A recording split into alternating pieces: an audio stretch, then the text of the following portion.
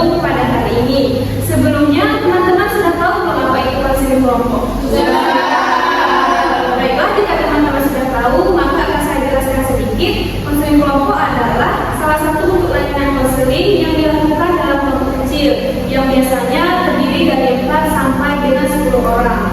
Nah, dalam proses konseling kali ini akan berjalan selama 30 menit. Apakah teman-teman setuju? Baiklah, sesi ini kita akan membahas tema yang cukup penting, yaitu cara mengelola keuangan dengan bijak. Nah, banyak dari kita mungkin pernah merasa stres karena keuangan. Nah, sebelum kita mulai, alangkah baiknya kita berdoa terlebih dahulu. Berdoa dimulai. Berdoa selesai. Saya ingin mengingatkan bahwasanya kepada teman-teman ini adalah ruang aman. Teman-teman tidak perlu takut untuk dihakimi, dan juga teman-teman tidak perlu takut atau khawatir permasalahannya akan diketahui oleh orang lain, karena di dalam proses konseling terdapat asas kerahasiaan, di mana seorang konselor ataupun teman-teman yang berhadir di sini harus merahasiakan semua permasalahan yang akan kita bahas pada hari ini. Dan juga dalam proses konseling terdapat asas keterbukaan. Di sini saya meminta teman-teman semua terbuka menceritakan permasalahan ataupun ada kendala yang kalian hadapi. Apakah teman-teman mengerti? Baiklah, sebelum kita mulai, saya ingin mengajak teman-teman melakukan ice breathing. Apakah teman-teman setuju? Setuju. Oke, kita berdiri nih ya.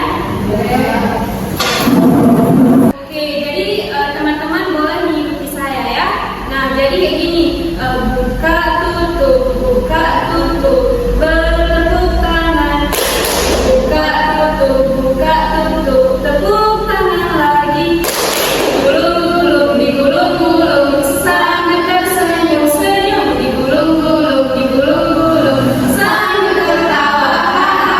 Nah, teman-teman ikut nyanyi juga ya. Sekali lagi, 1, 2, 3, buka tutup.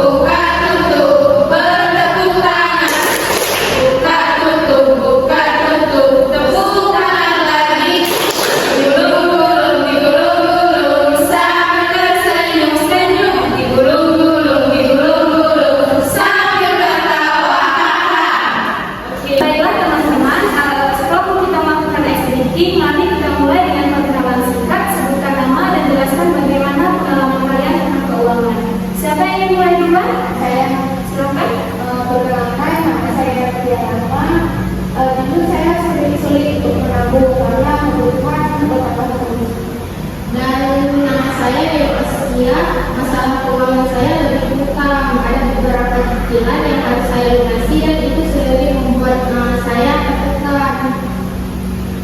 Saya tidak bisa. Kadang saya merasa boros. Sebenarnya uangnya ada, tapi nggak tahu setiap bulan harusnya kemana. Kalau saya ya tidak, makanya saya bingung kalau lagi ada penghasilan uang beratur, tapi kalau ada sedikit saya bingung menggunakan uangnya. Nama saya Pusat Merah. Sejujurnya saya sering merasa tidak tahu harus memulai dari mana untuk mengatur keuangan, apalagi dengan biaya hidup yang semakin mahal. Jika saya ingin ini, saya sering merasa stres karena terlalu banyak pengeluaran tak terduga, seperti biaya wisata dan kendaraan. Saya benar-benar merasa kesulitan untuk memakan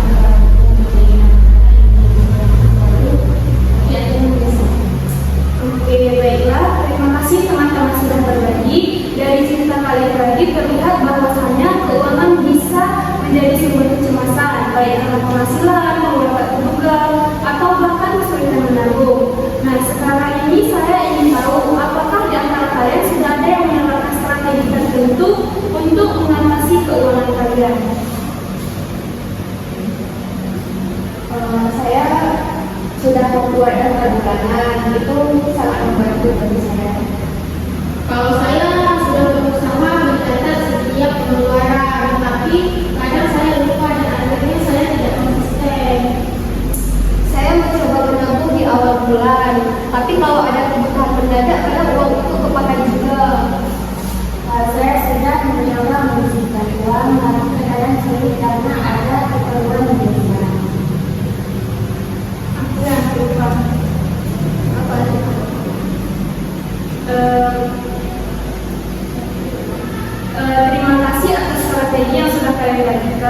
saya lihat beberapa di antara kalian sudah menerapkan strategi yang cukup baik.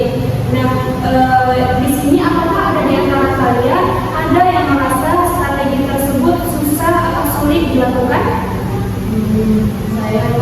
Saya sering merasa strategi ini memerlukan disiplin yang tinggi. Karena juga saya merasa terlalu banyak godaan untuk boros. Oke, selanjutnya Saya juga kadang merasa tidak cukup waktu untuk ditangani. Baiklah, setelah kita dengarkan semua permasalahan dari teman-teman, kira-kira permasalahan siapa dahulu yang akan kita bahas pada sesi konseling kali ini? Sepertinya masalah Kak Haira. Apakah teman-teman setuju? Setuju. Oke. Baiklah, jika teman-teman setuju, maka kita akan membahas permasalahan Haira terlebih dahulu. Haira, kamu menyebut bahwasannya strategi untuk mengelola keuangan sering terasa cukup berat.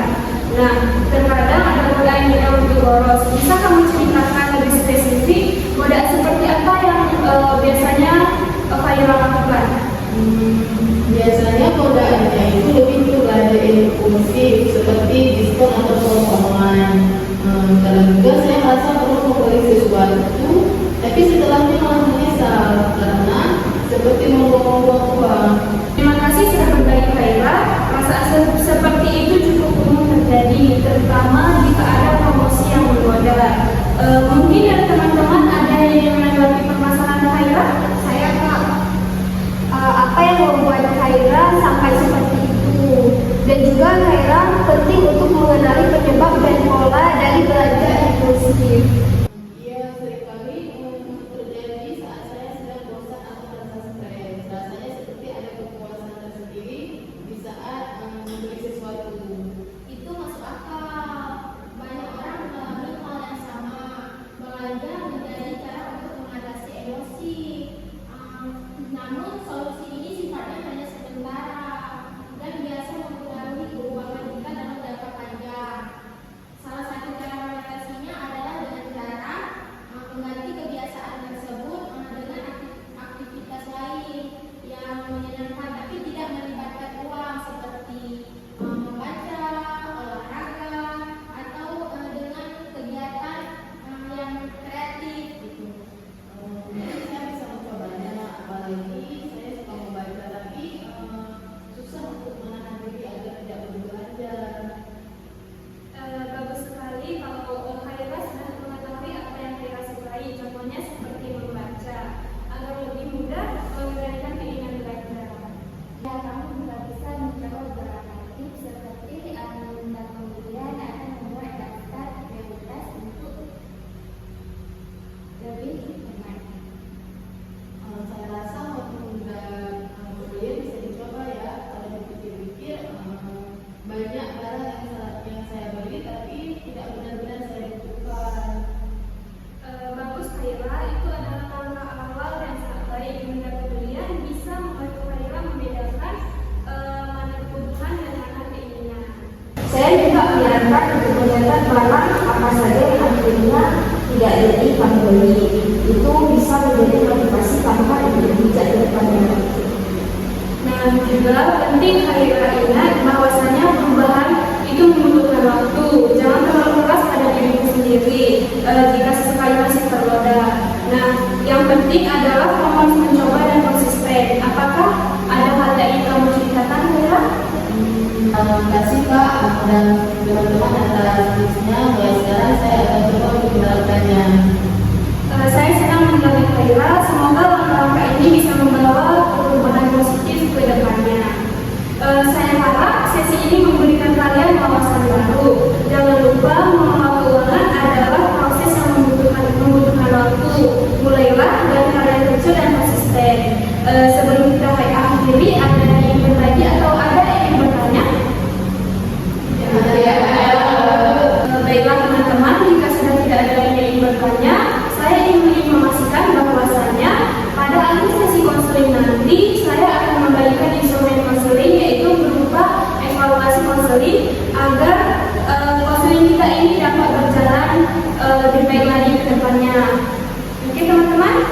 Ya,